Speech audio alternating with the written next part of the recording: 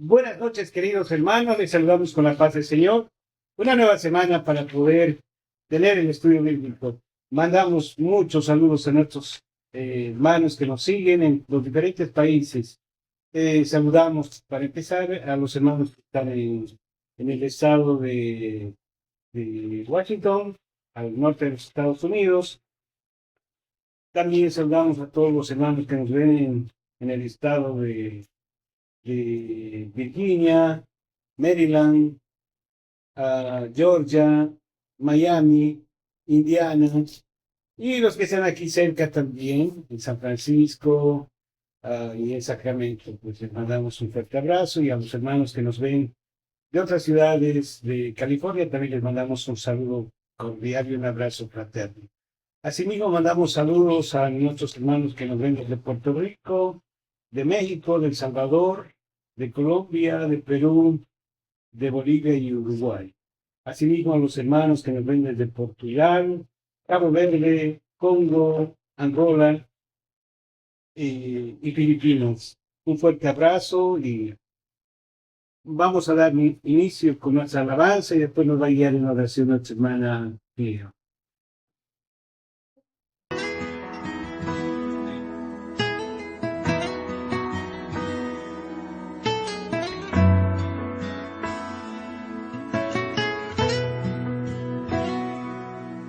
En paz me acostaré y asimismo dormiré, porque solo tú, Señor, me haces vivir confiado. En paz me acostaré y asimismo dormiré, porque solo tú, Señor, me haces vivir confiado. Porque solo tú, Señor, me haces vivir confiado. ¿Quién me libra del temor? ¿Quién me quita la ansiedad? Si no eres tú. ¿Quién me abraza con su amor? ¿Quién me da de su perdón? Si no eres tú, Señor.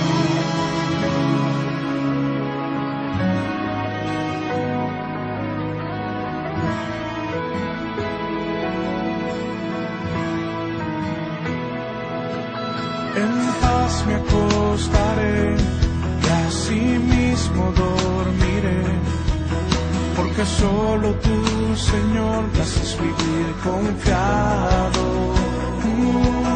En paz me acostaré y asimismo dormiré, porque solo tú, Señor, me haces vivir confiado. Porque solo tú, Señor, me haces vivir confiado. Me libra del temor, quien me quita la ansiedad, si no eres tú. Quien me abraza con su amor, quien me da de su perdón, si no eres tú. Quien me libra del temor, quien me quita la ansiedad, si no eres tú. Quien me abraza con su amor, quien me da de su perdón, si no eres tú.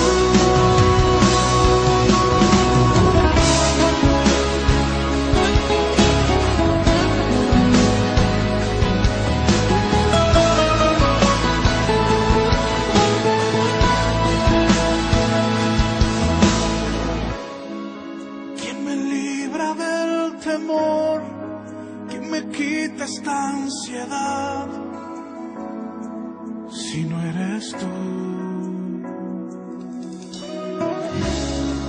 ¿Quién me abraza con su amor? ¿Quién me da de su perdón?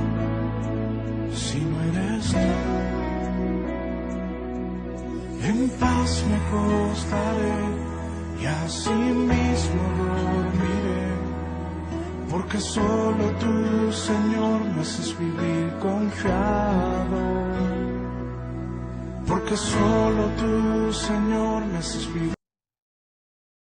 Bien, vamos a tener el tiempo de oración, hermana Chio. Amantísimo Señor, te damos muchas gracias en esta hora por habernos permitido, Señor, llegar a esta clase. Te pedimos, Padre Celestial, que bendiga la vida de cada uno de mis compañeros y de cada una de las personas, Señor, que nos ven a través de este medio. Bendice, Señor, a nuestro maestro y hermano William, para que cada día, Señor, Él nos instruya con tu conocimiento que te le has dado, Padre. Y también a cada uno de mis compañeros, para que cada día nos podamos esforzar para estar aquí y aprender más de tu palabra. Todo esto te lo pedimos, Señor, en el nombre de tu Hijo amado. Amén. Amén. Y como todas las semanas tenemos un mar de preguntas que nos llega y nos siguen llegando y agradecemos que sigan mandando sus preguntas porque eso nos hace comprender de que están siguiendo la secuencia, pero también a la vez tienen algunas preguntas muy, muy importantes que no les dejan dormir. Y esta pregunta me pareció muy interesante. Esta pregunta nos dice, ¿cuál es la diferencia entre el debate bíblico y la contienda? Vuelvo a repetir la pregunta. ¿Cuál es la diferencia entre el debate bíblico y la contienda? ¿Qué opinan? Pero sí.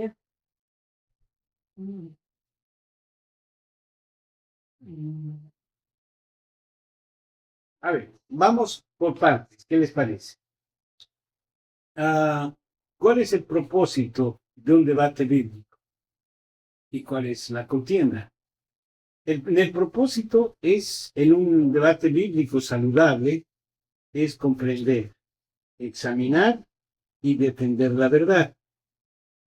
Es decir, a través de un estudio bíblico vamos estudiando, vamos examinando y vamos a encontrar la verdad. Se En busca cambio, discernir, ¿no? claro, en cambio en la contienda, la persona busca ganar, Ajá, dominar y avergonzar al contrincante. aunque no haya razón. Exactamente, o sea, es decir, cuando ustedes están en la calle, por ejemplo, a veces se les asoman unas personas y les dicen, ay, pero de lo que tú crees no es cierto, hay esto y esto y esto. Entonces, eso es contienda, no es estudio, no es un debate bíblico. ¿Cuál es el centro? Es la verdad de Dios y la edificación de la iglesia, cuando nosotros buscamos el debate bíblico saludable. Ujú.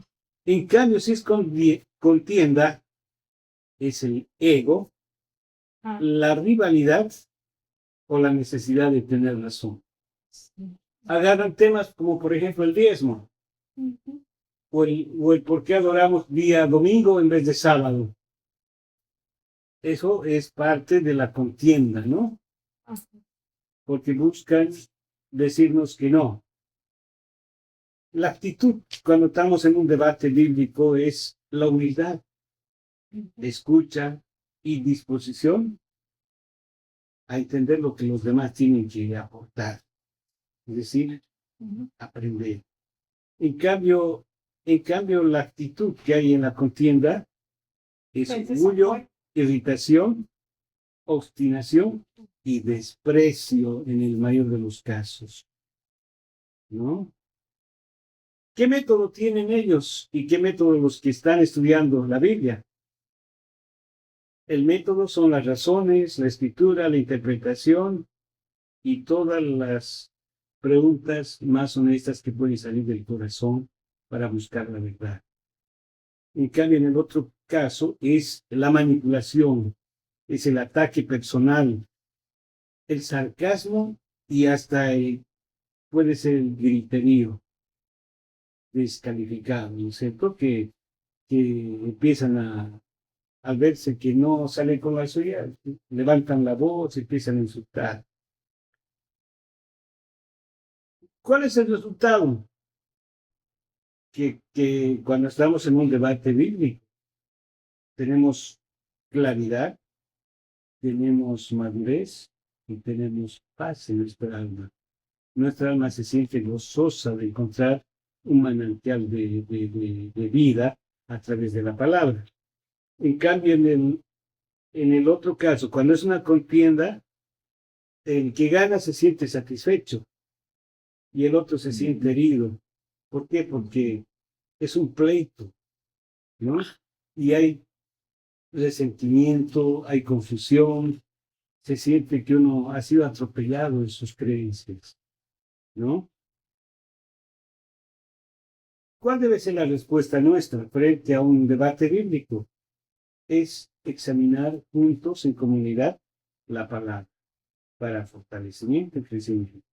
En una contienda, ni siquiera debemos aceptar la propuesta del enemigo. Es decir, ¿para qué? Si eso no me edifica. Entonces, esa es la diferencia. ¿Qué les parece? ¿Hay algo más que añadir? ¿Algo que me haya olvidado? Y a veces que, como dice el proverbio, ¿verdad? Que la mejor palabra es aquella que no se dice a veces. Y hay momentos, como dice ese que hay momentos para hablar y también hay momentos para callar, que no necesariamente significa que estemos de acuerdo, ¿verdad? Con lo que el otro dice. Pero a veces responder y entrar en debates y en contiendas no edifica el espíritu. Y por lo tanto, a veces no es bueno en un momento, ¿verdad? Dados, entrar en ese tipo de argumentos. Gracias. Muy bien. ¿Algo más? Bien. Pasamos a la siguiente pregunta que dice, ¿por qué Santiago describe la envidia como un pecado demoníaco? Mm. Mm. Santiago, por si acaso, está en el 3, 14 al 16, ¿no? Pues no lo afirma que toda experiencia de celos o comparación sea posesión demoníaca.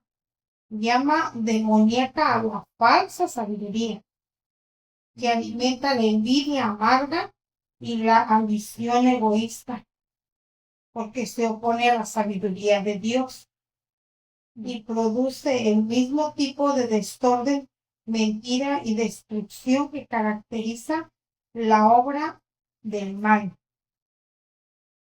Muy bien.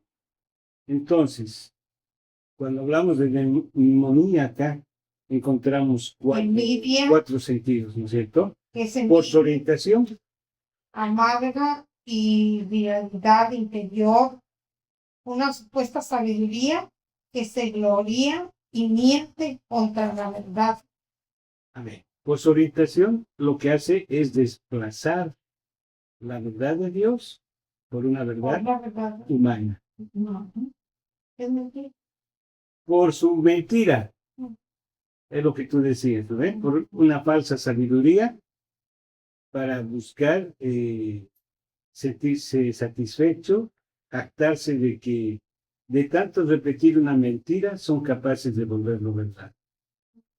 Hay mentiras que sí, que si se repiten mucho, pueden convertirse en verdad que todo el mundo acepta. Precisamente, eso es lo demoníaco. Por su dinámica. ¿Qué les parece por la dinámica? La envidia desea el propio avance a costa de otro.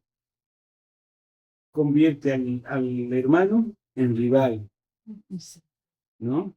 En vez de amar al prójimo, empieza a no amarlo, sino a buscar todos los defectos que tiene para destruir. Y es como el enemigo que te acusa. Y por último, por sus frutos. Así es. ¿Cómo definimos qué es demoníaco por sus frutos? Porque como dice la palabra, por una fuente no puede salir agua dulce y salada a la vez. Entonces, Hay a veces que es engañoso, ¿no? Cuando uno escucha, ¿verdad? El agua dulce, brotar. Pero ya cuando se torna salado, como el sistema viene de Dios. ¿Ves? Entonces ahí tiene que entrar el discernimiento espiritual, ¿no? Hay una frase, ¿no? Dice que no hay que pedirle peras al horno. ¿Sabe por qué? Porque tanto la pera como el olmo son dos plantas muy parecidas, tienen hojas similares, una estructura similar. La única diferencia es que la pera da fruto, que son peras, Es y el dulce. olmo da nogal. Ujú, ujú. No, pues así es. Así que son cosas diferentes, ¿no? O sea, no pidan peras al olmo. Y esos frutos van a ser los que van a determinar. Y también Jesús nos pone un ejemplo, ¿no? Que cuando un árbol no da fruto, ¿Cómo se diga? hay que cortar, Eso ¿no? es. Entonces, recuerdo de leer estéril. Sí, sí. Eh, Ujú. Bien, ¿Quién lo corta? ¿Cómo se corta? ¿Y quién tiene la autoridad para eso? bueno, ¿no? El que corta el bacalao corta todo. Ya. Bien, vamos con la siguiente pregunta. ¿Qué papel juega el deseo en la transgresión original? A ver, estamos en la historia de Eva, ¿no es cierto? Nos remontamos a Eva. ¿Qué papel juega el deseo en la transgresión original? Mm, Bueno, abrió el fruto, ¿no? Y hubo deseo, hubo atracción y hubo eh, eh, la, decir así, eh, ella ansiaba conocer lo desconocido, aunque hubiese sido prohibido para ella, pero su curiosidad y su deseo la llevó a ese extremo, a la desobediencia. Aunque no entendía por qué, probablemente era porque no lo entendía, ¿sabes? No pudo usar la razón para entender de que, uy, Dios debe tener razón, aquí debe haber algo, ¿verdad? Que yo no veo, pero él ve, pero no, la curiosidad y el deseo de conocimiento la llevó a ese extremo. A ver, vamos en la secuencia de la seducción de la serpiente a Eva. Mm, Eva agarra y conversa con la serpiente. La serpiente le muestra la manzana. Mira, mira qué hermosa y No jugosa. se sabe si era una manzana, Pero la historia no se era cumple. atractiva. Va mostrándole el fruto tan deseable y apetecible. Mm, Y le dice que si o sea, primero le muestra el fruto, lo apetecible, ujú, ujú, no la obliga a comer, ujú, sino que utiliza el deseo para que la solita transforme. ujú. Le dice que Dios nos ha dicho que no comamos. Correcto. Dios nos ha dicho que no coman, pero tampoco les ha prohibido a que la miren, la huelan, la sientan y la disfruten. Porque Él sabe que el día que ustedes prueben van a ser como dioses. Ya mete engaño, ya busca una narrativa que le lleve a cometer la, pero no le está obligando, le está mostrando lo apetecible que puede ser. Es a lo que vamos al deseo, ¿no es cierto? Hablar de lo que es el deseo. Así es. Entonces, ¿qué nos enseña Santiago?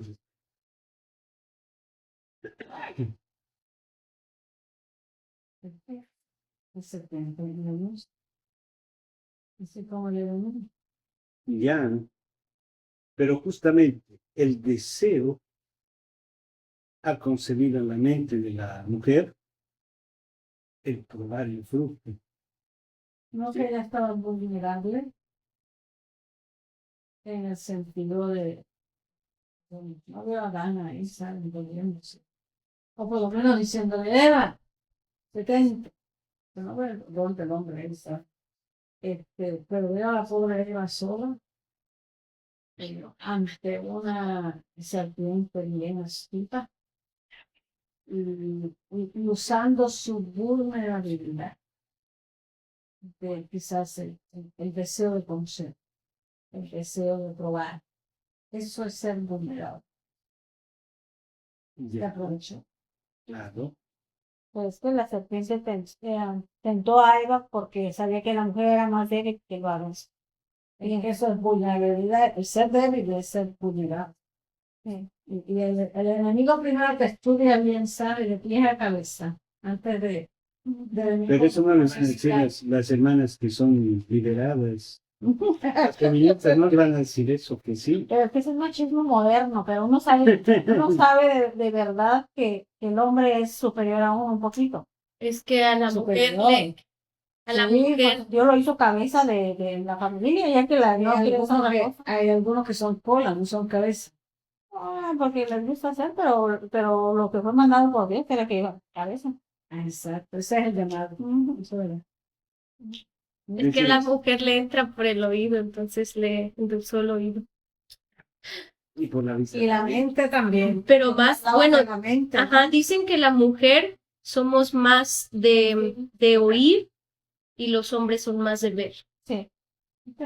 Más visuales. Ajá, sí, visuales. Y las mujeres como Más- el oír, porque vemos que lo primero que le dice, oh, con que Dios, parece como que la serpiente ni siquiera sabía de qué árbol, porque Eva le dice de qué árbol era del que no iba a comer, incluso le dice, y ni lo tocaréis, cosa que no había sido como tal el mandato que Dios le había dado a Adán.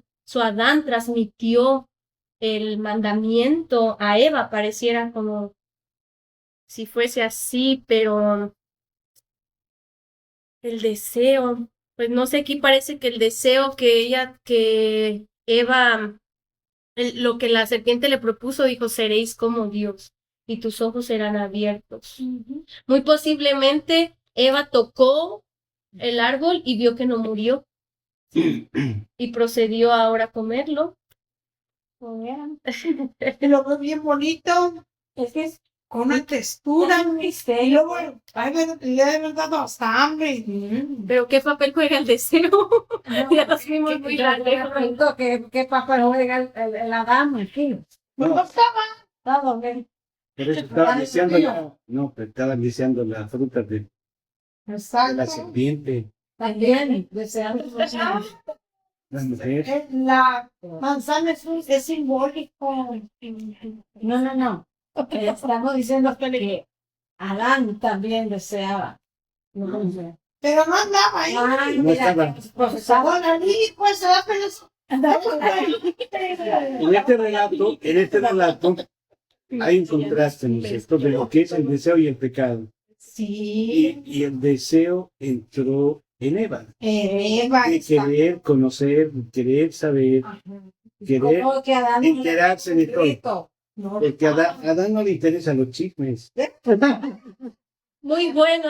Sí, ahí recuerdo. Lo que pasa es que Adán estaba muy ocupado, tenía muchas cosas que hacer y Eva no. Por eso la ociosidad. Estaba tan ocupado poniéndole los nombres a los monitos. Animales, estaban viendo No muchas andaba cosas tiempo que ni- en la realidad. Porque Dios hablaba con Adán, no hablaba con Eva. Adán era el que le comunicaba a Eva las cosas. No era Dios. Dios no hablaba directamente con Eva, Exacto.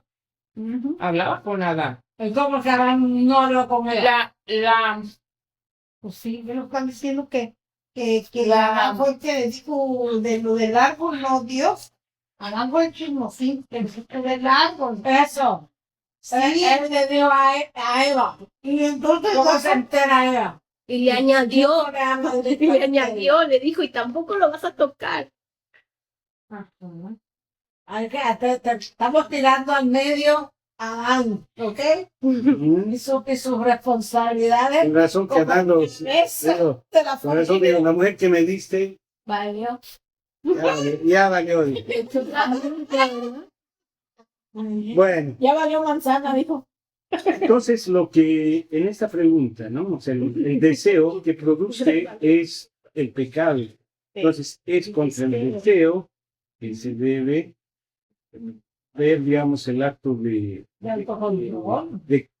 cortar. Es el primer paso, se podría decir, el que te llevan al pecado. Claro. Hubo Exactamente. deseo, atracción, curiosidad y desobediencia. Sí. Ya, ese es el papel que jugó el deseo en la transgresión. Muy bien, buen resumen. ¿Dónde está el autocontrol? El autocontrol es la respuesta a eso, ¿no? El autocontrol y la disciplina. Dominio propio. Ya, Propio. podría ser. Esto- Entonces, es basado en otro tipo de cambio. Pero esas cosas no podía hacerlo Eva sola. No, Lastimosamente no pudo. y no tuvo el apoyo de Adán. No la expuso.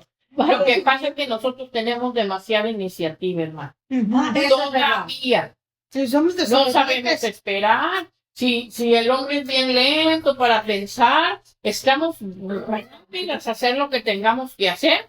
Esa es la verdad. Sí, Por eso hay verdad, hombres siempre. que no tienen el papel de cabeza, Ay, porque no tenemos la paciencia de esperarnos Somos a que muy lo hagan. desesperadas las mujeres. Todavía estamos en eso. Ni pedimos permiso. Mientras como tenemos una iniciativa, es la realidad.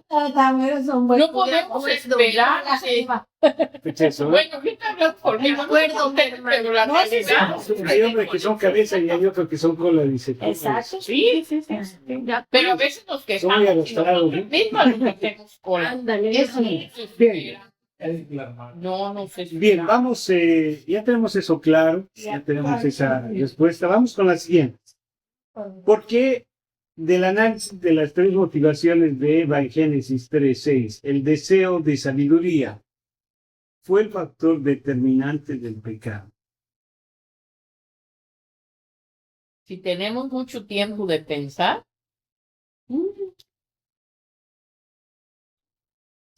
El problema es que la autonomía de querernos, ¿cómo se llama? Gobernar nosotros mismos, tomar decisiones nosotros mismos, juzgar nosotros mismos es que y no consultar a nadie. Porque nos sentimos muy autónomos, muy independientes. Yo creo que eso me afectó a la pobre Eva. A ver, vamos con la motivación. La primera motivación que hay era, que dijimos, ¿no? Era bueno para comer, que esa es una satisfacción inmediata. Si hablamos en términos teológicos, esto explica el placer, pero no la rebelión contra Dios. O sea, sentir placer no es malo. Tampoco te revela contra Dios. Eso es una de las cosas. La segunda motivación, que era agradable a los ojos, dice la Escritura. Bonita. Lo que promete. ¿Qué ve una mujer? En eso es un deleite estético, ¿no? La teología nos dice, explica la atracción, pero no el sentido de mandato quebrantable. ¿Qué quiere decir eso? Que ya están mirando la forma, la corporalidad, ¿no? Cuando ven, por ejemplo, ay, ese viejo está mejor que el mío. no, ahí no. Sí, No soy así. ese No, es no. un adorno, sí. No. Era naturaleza. En ese sentido no. Pone que tú no, ya a esta edad. Estamos hablando en general. Yo creo que sí, todos llegamos a un término. Y yo siento que el varón Para tiene más. más porque Ah, no, sí, todo, dijimos todo. Todo. No estamos hablando de la mujer, estamos de todo. Sí. Es Y, que en un momento- algunos hombres también miran, ¿no? Otras Sí. mujeres igual dicen, uy, esta vieja está mejor que la que tengo en casa. el 99.9% de los varones siempre mira el pasto del vecino más verde que el de su casa. También Es una realidad. ese es Bueno, igual. no. Yo creo que el de las mujeres son 50%. Ah, no, sí, 100 metros también, sí, 100 metros. Pero ¿qué voy a comprar, no? Pero hay cuidado con que escuche algo porque ahí sí hay problema. Ese es el problema, que como el pasto del vecino está más en los varones, no se ocupan de su pasto. Esa es la realidad. Había que dar un... Y si una mujer, Ay, sabiduría en esto. y si una mujer no tiene lleno el oído, cuidado, Ah, Aunque sea de mentiras. no importa, Ujú. pero es una realidad. No, sí, sí, Siempre se llena de Es una mentiras. realidad. Con razón pusiste el pasto sintético. Y la vecina, pues está bendecito todo el tiempo. hermano, y el vecino también tiene. Está todo árido. Dirían por ahí, el que entendió, Está entendió. todo árido. La vecina está todos humanos y áridos. El mío está bendecido. Vamos con lo siguiente. La siguiente motivación es deseable para alcanzar la sabiduría, lo que decíamos hace rato, ¿no? Lo que promete elevación, discernimiento y semejanza de Dios. No. ¿Qué límite teológico tenemos? Vincula el fruto con la mentira de la serpiente y con la autonomía moral. ¿Eso qué quiere decir? Mi moral no es como la tuya.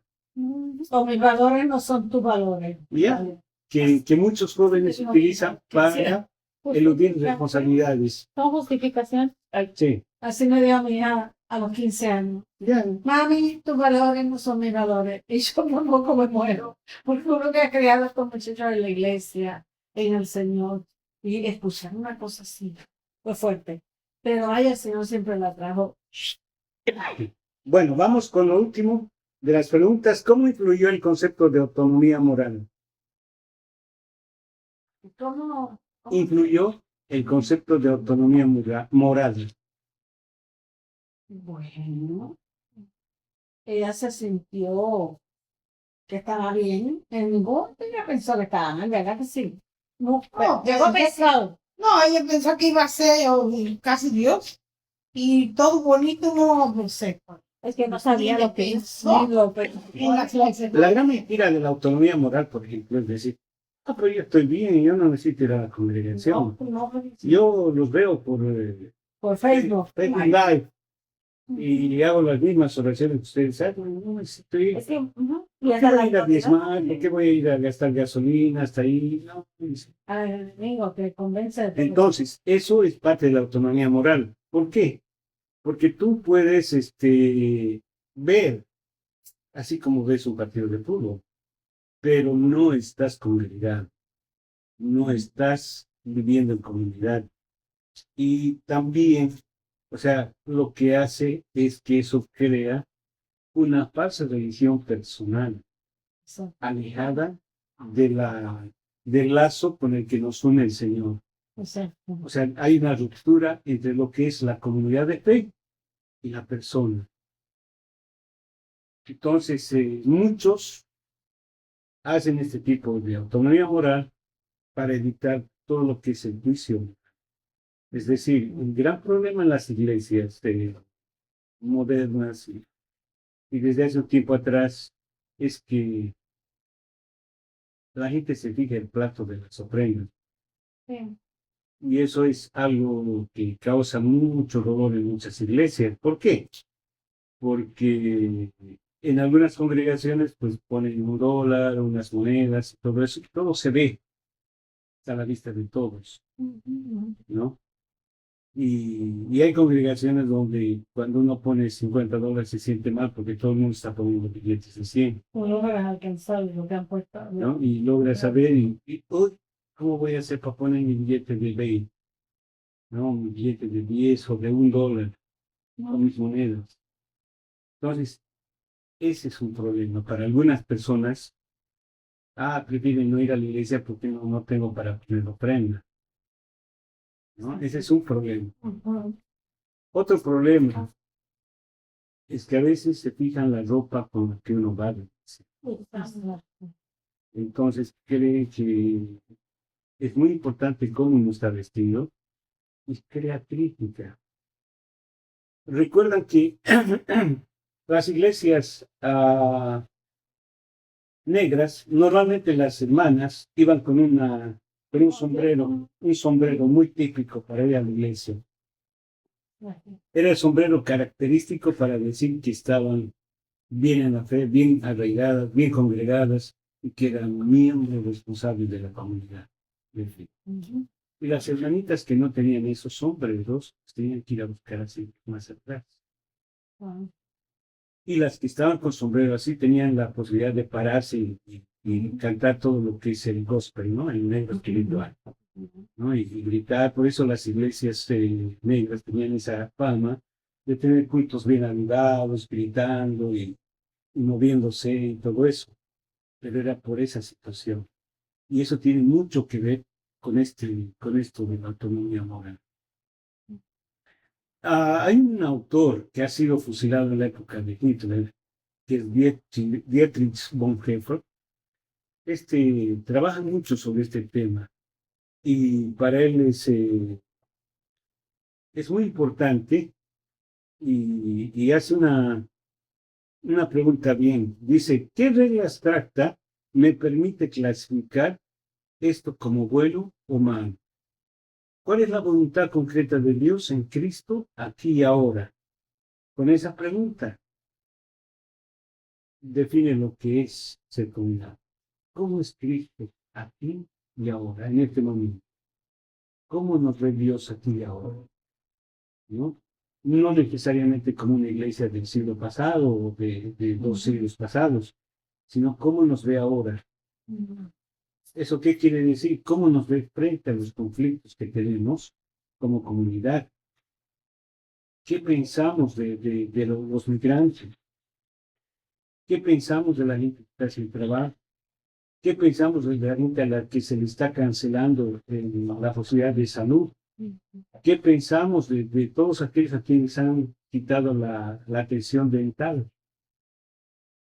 ¿No? Como iglesia, ¿qué creemos? ¿En qué pensamos? ¿En qué estamos? Eso es lo que tendría que preocuparnos como parte de lo que es la autonomía, ¿cierto? Una iglesia no va a ir por su lado, por su cuenta, sino que como comunidad tenemos que contestar esas preguntas, es decir, ¿hacia dónde vamos como iglesia? ¿Cuál es nuestro espíritu? ¿Y cuál debe ser nuestra palabra profética en este tiempo?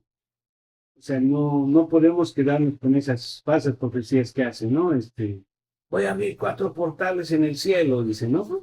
Y uno para la riqueza, otro para que tengan carros, y otro para que tengan terrenos, y otro para que sus hogares estén sólidos. Ni su propio hogar está sólido y piensan crear hogares sólidos, familias sólidas. Así de sencillo. Y nación santa, vamos a crear una nación santa. Y creen en una nación que nos odia a los cristianos, que nos escupen a los cristianos, que creen que Cristo no es el Hijo de Dios, que no es el Mesías, que se han atrevido a crucificar, creen en eso. O sea, esa es la diferencia. Cuando hablamos de autonomía moral, no podemos ir disparados cada uno por lo que pensamos, sino que tenemos que ver como comunidad hacia dónde vamos. Y por eso que la iglesia cada 5 años toma un tema para caminar juntos como hermanos, dando las líneas maestras para que la iglesia avance, con opiniones personales, pero con una línea maestra que guía a que no transgredamos la palabra. Cada 5 a 10 años hacen un plan de opinión. No me recuerdo si se llama Iglesia y Sociedad, creo que se llama, ¿no? La que establece este tipo de... Con su principio social. Sí, ¿cierto? Entonces, es así como tenemos que ir viendo los problemas.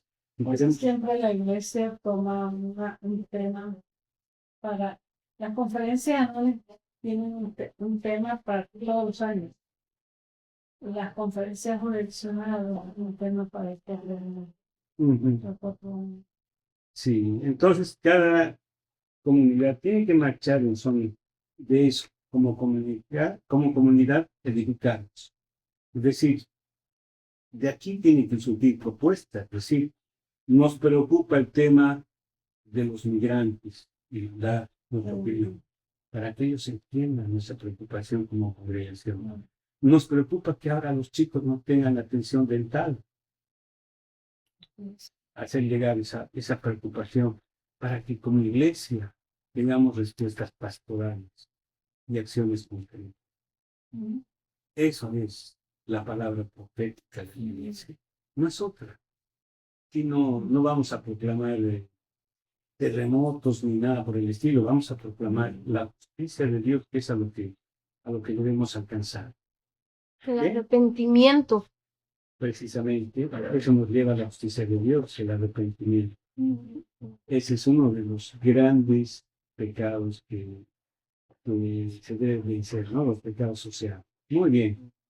Eso, me gusta mucho que terminemos esta parte con esa frase que has dicho. Vayamos por el arrepentimiento. Bien. Y vamos a entrar en el libro de Génesis, capítulo 19. ¿Qué les parece? Vamos por la destrucción de Sodoma y Gomorra. Que de hecho yo quisiera comenzar con una notita arqueológica, que en el 2023 se encontraron evidencia del fuego que le cayó a Sodoma y Gomorra, que antes no pensaban que no existe. Encontraron evidencia de que esas dos ciudades se quemaron de manera, dicen que hay dos teorías, o fue un terremoto de esos bien radicales, o fue un asteroide. Una de dos. Muy bien. Entonces tú mismo empiezas de 19 del 1 al 5. Génesis. Génesis 19, 1 al 5. ¿Me empiezo yo? No terrible, sí. Sí, vamos a leer. ¿Empiezo? Sí, ya está. Empieza aquí. Llegaron pues los dos ángeles a Sodoma a la caída de la tarde, y Lot estaba sentado a la puerta de Sodoma, y viéndolos, Lot se levantó a recibirlos, y se inclinó hacia el suelo, y dijo: ahora, mis señores, os ruego que vengáis a casa de vuestro siervo y os hospedáis, y lavaréis vuestros pies, y por la mañana os levantaréis y seguiréis vuestro camino. Y ellos respondieron: no, que en la calle nos quedaremos esta noche. Mas él Sí, confío con él. con ellos mucho, y fueron con él y entraron en su casa, y les hizo banquete y coció panes sin levadura y comieron. Pero antes que se acostase, rodearon la casa los hombres de la ciudad, los varones de Sodoma, todo el pueblo junto, desde el más joven hasta el más viejo. Y llamaron a Lot y le dijeron: ¿dónde están los varones que vinieron a ti esta noche? Sacadlos para que los conozcamos. Muy bien. Qué escena más tremenda y conmovedora, ¿no? Insistir para que se queden hospedados en su casa y que encima haya gente que viene a sacarlos. Vamos del 6 al 10, por favor. Entonces Lot salió a ellos a la puerta y cerró la puerta tras sí. Y dijo: os ruego, hermanos míos, que no hagáis tal maldad. He aquí ahora yo tengo dos hijas que no han conocido varón. Os las sacaré fuera y haced de ellas como bien os pareciere. Solamente a estos dos varones no hagáis nada, pues que vinieron a la sombra de mi tejado. Y ellos respondieron: quita allá. Y añadieron: vino este extraño para habitar entre nosotros, y habrá de elegirse en juez. Ahora te haremos más mal que a ellos. Y hacían gran violencia al varón, a Lot, y se acercaron para romper la puerta. Entonces los varones alargaron la mano y metieron a Lot en casa con ellos y cerraron. Muy bien. Vamos con el versículo 11 al 15. Y a los hombres que estaban en la puerta de la casa hirieron con ceguera desde el menor hasta el mayor, de manera que se fatigaban buscando la puerta. Y dijeron los varones a Lot: ¿Tienes aquí alguno más? Yernos y tus hijos y tus hijas, todo lo que tienes en la ciudad, sácalo de este lugar, porque vamos a destruir este lugar, por cuanto el clamor contra ellos ha subido de punto delante de Jehová. Por tanto, Jehová nos ha enviado para destruirlo. Entonces salió Lot y habló a sus yernos, los que habían de tomar sus hijas, y les dijo: Levantaos, salid de este lugar, porque Jehová va a destruir esta ciudad. Mas pareció a sus yernos como que se burlaba. Y al rayar el alba, los ángeles daban prisa a Lot, diciendo: Levántate, toma a tu mujer y tus dos hijas que se hallan aquí, para que no perezcas en el castigo de la ciudad. Muy bien. Vamos con el 16 al 20. Y deteniéndose él, los varones asieron de su mano y de la mano de su mujer y de las manos de sus dos hijas, según la misericordia de Jehová para con él, y lo sacaron y lo pusieron fuera de la ciudad. Y cuando los hubieron llevado fuera, dijeron: Escapa por tu vida, no mires atrás, tras ti ni pares en toda esta llanura, escapa al monte, no sea que perezcas. Pero Lot les dijo: No, yo os ruego, señores míos, he aquí ahora ha hallado vuestro siervo gracia en vuestros ojos, y habéis engrandecido vuestra misericordia que habías hecho conmigo dándome la vida. Mas yo no podré escapar al monte, no sea que me alcance el mal y muera. He aquí ahora esta ciudad está cerca para huir allá, la cual es pequeña.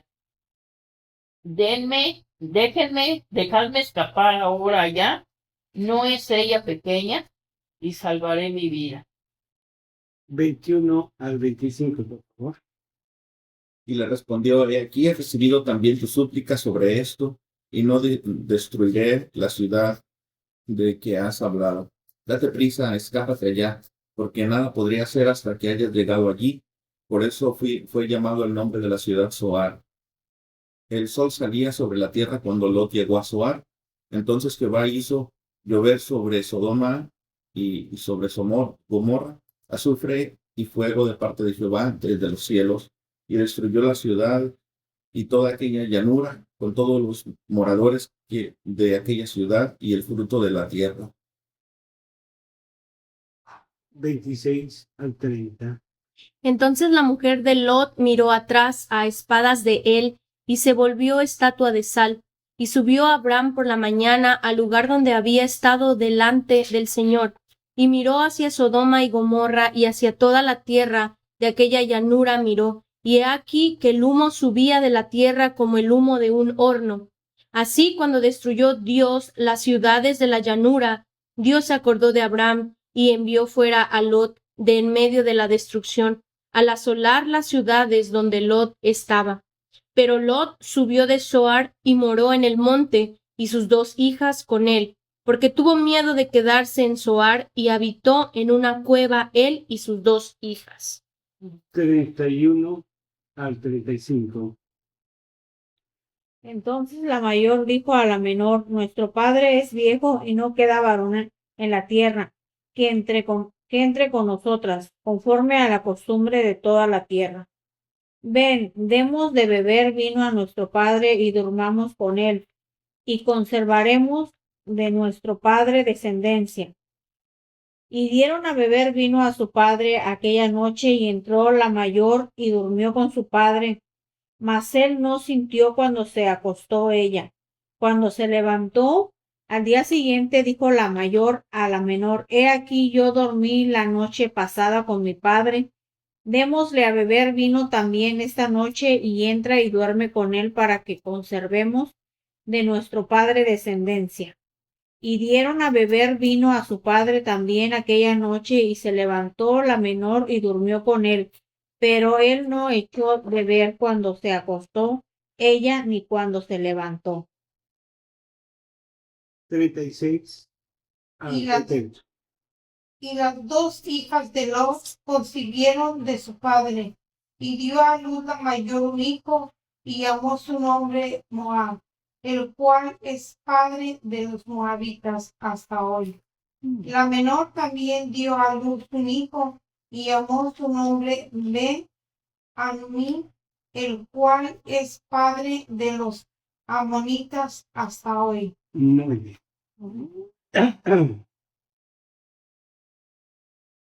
En el texto tenemos en la página 86 el juicio sobre Sodoma y Gomorra. ¿Ok? El relato de Sodoma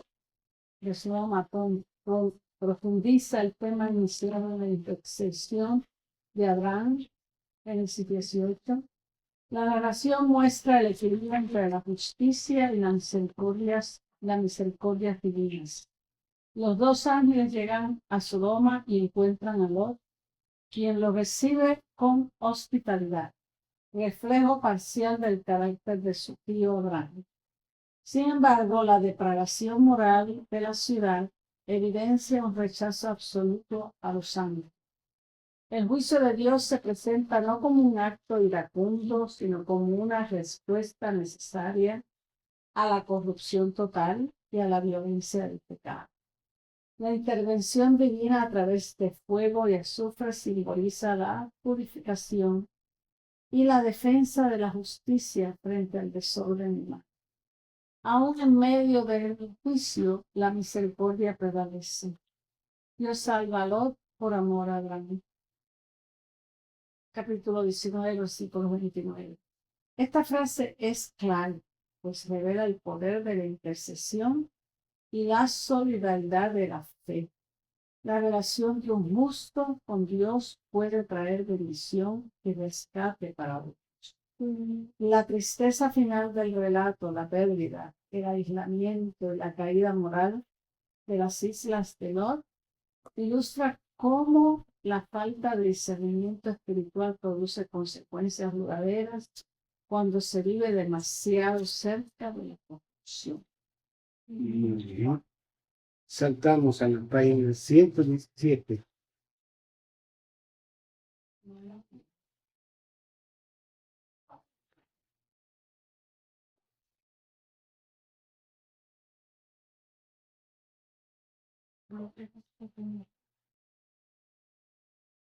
Y tenemos ahí la historia de las hijas de Lot después de la destrucción.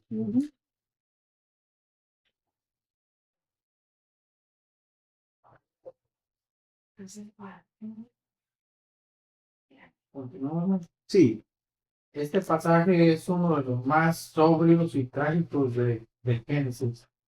Muestra que ocurre cuando el rescate divino no es acompañado de una renovación interior. Lot sale de Sodoma, pero Sodoma no termina de salir de Lot y de su casa. El relato no aprueba la conducta de las hijas, las expone como una decisión desesperada, moralmente grave y llena de consecuencias históricas. introducción al pasaje. Génesis 19, 30 al 38 narra lo que sucede después de la destrucción de Sodoma y Gomorra. Lot y sus dos hijas se refugian en una cueva en la montaña, creyendo que la humanidad ha quedado reducida a cero o casi cero y que su linaje desaparecerá si no actúan. A partir de esa percepción, las hijas idean un plan para embriagar a su padre y concebir con él. El texto tiene un tono deliberadamente sobrio. No hay héroes aquí, sino víctimas del miedo, del colapso moral y de la confusión espiritual. El resultado final es el nacimiento de dos pueblos, Moab y Amón, que aparecen después como vecinos complejos y muchas veces conflictivos de Israel. Contexto literario y teológico. Este episodio pertenece al cierre del ciclo de Abraham y Lot. Lot había elegido las llanuras de Sodoma por conveniencia, pero esa elección lo fue acercando a un ambiente corrupto. Al final pierde su casa, su ciudad, su estabilidad y sale con lo mínimo indispensable. La narración de Génesis suele mostrar que las decisiones humanas tienen consecuencias prolongadas.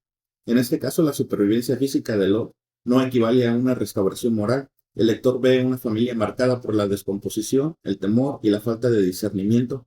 Génesis 19:30, Lot sube desde Zoar y se establece en la montaña con sus 2 hijas porque tiene miedo de quedarse en Zoar. Aquí aparece una paradoja importante. Lot fue rescatado, pero sigue gobernando por el temor. La montaña recuerda tanto la separación como la vulnerabilidad. Ya no hay ciudad, ya no hay seguridad, ya no hay comunidad. El texto sugiere que Lot no ha aprendido a descansar en la providencia divina. El miedo lo lleva a retirarse aún más y ese aislamiento prepara el terreno para el desastre posterior. Génesis 19:31.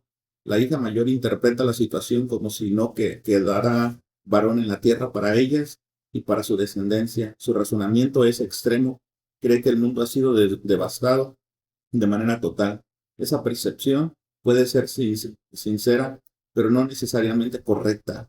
Aquí se ve el afecto psicológico del trauma. Cuando una persona queda atrapada en la catástrofe, puede pensar en términos absolutos, sin matices ni esperanza. La hija mayor actúa desde una lógica de supervivencia, no de obediencia. Génesis 19:32. Las hijas proponen emborrachar a su padre para acostarse con él y así conservar descendencia. El texto no suaviza la acción ni la explica como un error inocente. Es un plan deliberado y premeditado y moralmente torcido. La frase conservar descendencia muestra que el acto se justifica a sí mismo con un fin supuestamente noble, pero en la Biblia un buen objeto no santifica un medio perverso. La descendencia es importante, pero no a costa de violar el orden moral. Génesis 19:33. Esa misma noche lo emborrachan y la hija mayor se acuesta con Lot. Él no se da cuenta. El énfasis recae en la inconsciencia de Lot y había sido presentado como un hombre débil, indeciso y finalmente arrastrado por el entorno. El alcohol funciona aquí como un instrumento de descontrol y degradación. El relato no está celebrando la esencia, está mostrando hasta dónde puede llegar la ruina cuando la conciencia se apaga. Génesis 19:34. Al día siguiente, la hija mayor propone repetir el plan con la menor. Esa repetición deja claro que no fue una acción accidental ni fruto del impulso momentáneo. Hubo cálculo, continuidad y acuerdo entre ambas hermanas. La menor no es una simple espectadora, sino es parte del mismo diseño. El pecado aquí es compartido, aceptado y reproducido. Génesis 19:35. Esa noche vuelve a emborrachar a Lot y la hija menor se acuesta con él y nuevamente él no percibe lo ocurrido. El silencio del texto aumenta la gravedad de la escena. No hay rendición inmediata, ni intervención, ni corrección. Lot aparece como un hombre completamente pasivo. La figura del patriarca se derrumba, no dirige, no protege, no discierne, no responde. Génesis 19:36. Las 2 hijas conciben de su padre. El desenlace inmediato parece biológico, pero sus consecuencias son históricas y espirituales. La narración bíblica no se limita al hecho en sí, muestra cómo un acto puede extender su sombra por generaciones. La concepción no borra la gravedad de lo ocurrido, al contrario, la hace visible en el futuro. Génesis 19:37. La hija mayor da a luz a Moab, antepasado de los moabitas. El nombre queda asociado a un pueblo real y duradero. En la historia bíblica posterior, Moab será un pueblo cercano a Israel, a veces aliado, a veces hostil. Este dato muestra que la Biblia conecta el pecado privado con la historia pública. Lo que nace en una cueva termina teniendo impacto nacional. Génesis 19:38. La menor da a luz a Ben-Amí, antepasado de los amonitas. El mismo patrón se repite. Una acción nacida del miedo termina produciendo un linaje con peso histórico. La narración concluye sin adornos, como si quisieran dejar al lector ante la desnudez de la tragedia. Temas principales del pasaje. Miedo como motor de decisiones cerradas. Miedo aparece 2 veces. Lot teme quedarse en Zoar y las hijas temen no tener futuro. Cuando el miedo domina, la persona empieza a pensar desde la urgencia y no desde la verdad. En la Biblia, el temor no orientado por la fe suele empujar a decisiones precipitadas. Este relato es un ejemplo serio de ello. La fragilidad de la familia después del juicio. La destrucción de Sodoma no termina con la destrucción de la familia de Lot, pero sí deja una marca profunda. La casa está viva pero quebrada. Hay supervivencia pero no plenitud. La cueva funciona como símbolo de encierro y pobreza relacional. Es una vida reducida al mínimo. La diferencia entre narrar y aprobar. La Biblia relata este hecho sin elogiarlo. Presenta el pecado con claridad para que el lector vea su fealdad. Eso es importante. No todo lo que la escritura narra está siendo recomendado. Este principio hermenéutico es clave. El texto cuenta una acción inmoral, pero no la valida. El pecado tiene proyección generacional. Moab y Amón no son simples nombres, representan pueblos que después tendrán su propia historia y relación con Israel. El pasaje muestra que los actos de una generación pueden producir consecuencias durante muchas generaciones. La Biblia trabaja mucho con esta idea. El pecado rara vez se queda en lo privado. Consecuencia histórica. De esta historia nacen dos pueblos vecinos de Israel, los moabitas y los amonitas. Su relación con Israel será compleja y cambiante. En algunos momentos habrá parentesco, en otros conflictos y en otros tensión religiosa y política. Esto refuerza una verdad bíblica profunda. Los orígenes históricos de un pueblo no siempre son gloriosos. A veces nacen de tragedias, rupturas o decepciones oscuras. El texto bíblico no idealiza la genealogía, la expone. Enseñanzas espirituales. Salir del lugar del pecado no siempre significa haber salido del pecado interior. Lo fue sacado de Sodoma, pero siguió viviendo bajo su secuela. Esto nos enseña que un cambio de ambiente no resuelve automáticamente el problema del corazón. El aislamiento puede deformar el juicio.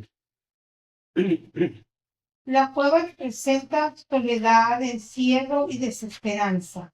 Cuando una persona pierde comunidad, consejo y corrección, puede tomar decisiones cada vez más peligrosas. La desesperación suele disfrazar lo incorrecto como necesario. Las hijas creen que su plan es una solución, pero muchas veces la desesperación hace que una persona llame necesidad a lo que en realidad es pecado. Dios no oculta la fealdad del pecado. La crudeza del relato tiene una función moral. Dios no maquilla el mal, lo muestra para que sea odiado y no imitado. Observaciones pastorales. Este pasaje debe predicarse con verdad y sensibilidad.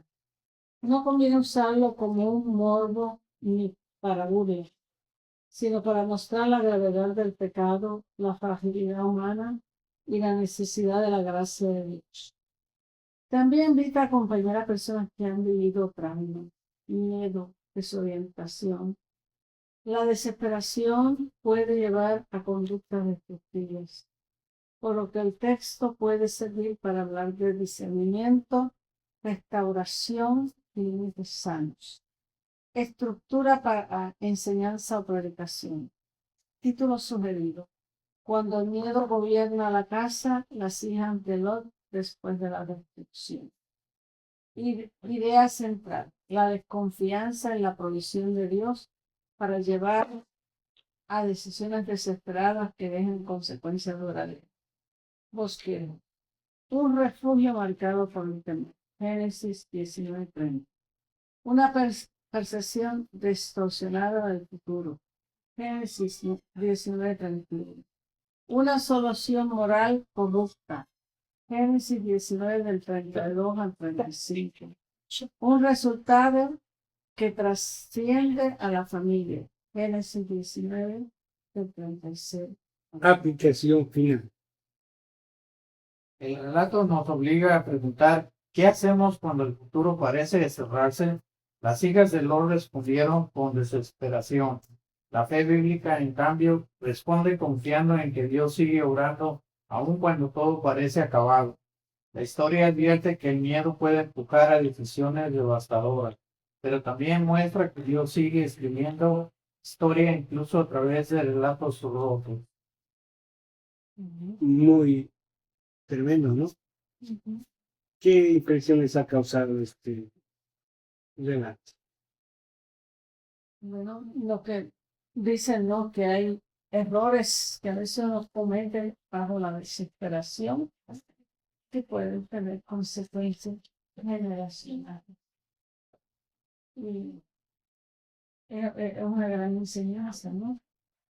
De que a veces no podemos dejarnos llevar por el pánico, el cambio. Yo sé que eso de dejar su casa atrás, lo que fue su ciudad. Vaya, mira a su esposa, ¿verdad? No pudo, tuvo que mirar hacia atrás, ¿verdad? Es un cambio drástico, un cambio que requería adaptación. Pero a veces no llegamos a la adaptación. Nos desesperamos y queremos hacer las cosas a nuestra manera, no a la manera de Dios. Para eso hay que tener mucho paciencia, discernimiento y saber esperar. Ese es un problema, saber esperar. Es que nos falta fe, porque si tuviéramos fe, supiéramos esperar. Pienso que también tiene que ver mucho que hayamos sido sacadas del costado del varón, porque al varón no le quitó su ser la cabeza, y a nosotros sí. Dijo que ellos se señorearían de nosotros, pero a nosotros no nos quitó la naturaleza de donde venimos. Mirando todas las pérdidas que tuvo Lot, ¿verdad? Sí, Mm. que lo perdió todo, incluyendo a su esposa. Eso es Claro. una experiencia fuerte, dramática, y que pues somos vulnerables. Volvemos a la vulnerabilidad, a las circunstancias, ¿verdad? Cuando nos cambian nuestras circunstancias, nos remenea el nido del Señor. Y ya no tenemos esa seguridad, porque el problema es que fijamos nuestra seguridad en las cosas terrenales, en las cosas materiales. Y no, como dice Clementina, no miramos hacia arriba, ¿verdad? Y yo escuché una frase Sí. muchas veces en las tiendas donde suelo ir. Dicen, nosotras dejamos México, pero México se vino con nosotras. ¿No? Y te queda con los... Qué frasecita, ¿no? Más bien, pienso que la frontera no, dicen, ¿verdad? Que nosotros no brincamos la frontera, sino que la frontera nos brincó a nosotros. brincó a nosotros. Es verdad. Históricamente fue así. Bueno, y en el pecado, ¿cómo afirmamos eso? Que nos sigue donde quiera que vamos.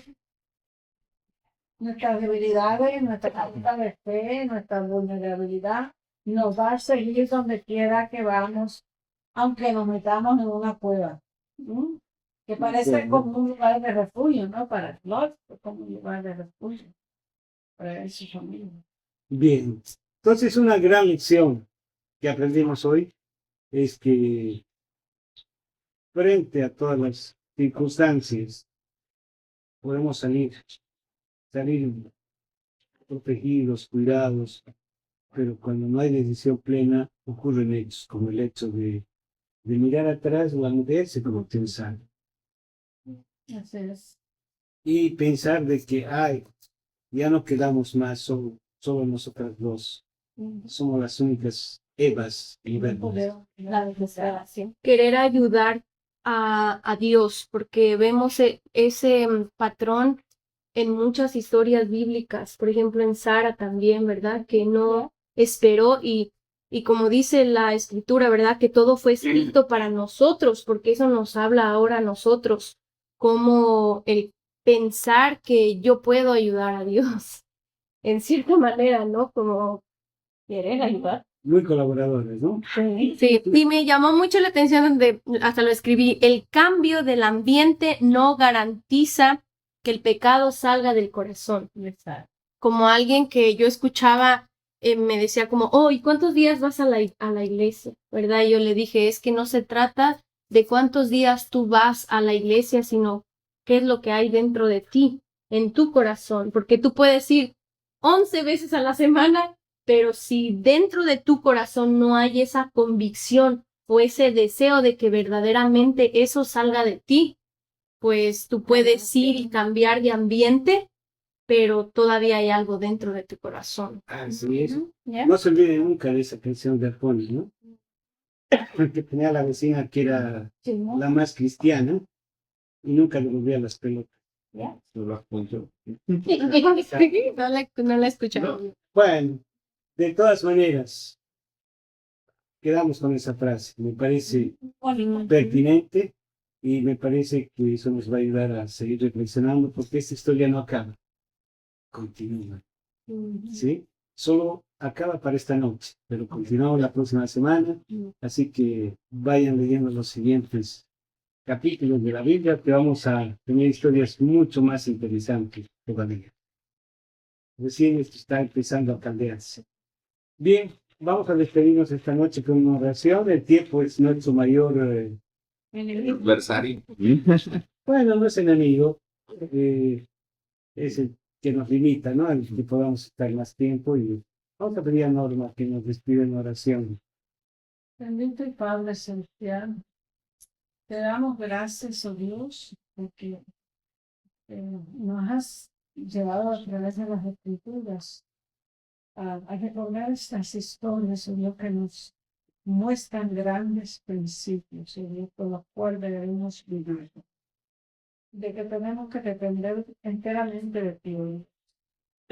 De que no podemos dejar que nuestra humanidad, nuestra vulnerabilidad, nuestra carne, domine, oh Dios, las decisiones nuestras, ahora y en el futuro, Dios. Así como protegiste la familia de Lot, te pedimos que protejan las nuestras, Señor. Que aunque en estos tiempos no tenemos a Sodoma y Gomorra, pero sí estamos viviendo unos tiempos donde la gente ya no llega a la iglesia. Estamos en tiempos de apostasía, Dios. Que no sea la apostasía y la falta de fe la que no nos permita experimentar la salvación que tú ofreciste a través de la cruz. En el nombre de Jesús te pedimos esta cosa. Bendito seas el Dios de Israel, el Dios nuestro, Dios a ti. Confiamos en nuestra vida espiritual, así en la de nuestras vidas. Amén. Amén. Amén. Hasta la próxima semana.